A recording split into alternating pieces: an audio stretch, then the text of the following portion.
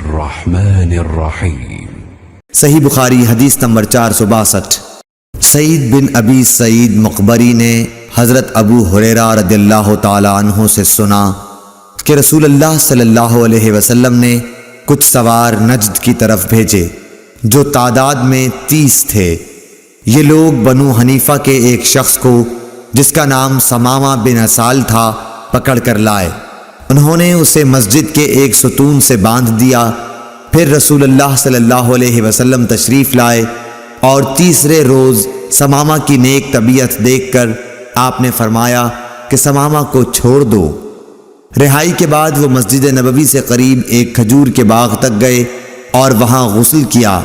پھر مسجد میں داخل ہوئے اور کہا اشہد ان لا الہ الا اللہ وان محمد الرسول اللہ، میں گواہی دیتا ہوں کہ اللہ کے سوا کوئی معبود نہیں اور یہ کہ محمد صلی اللہ علیہ وسلم اللہ کے سچے رسول ہیں۔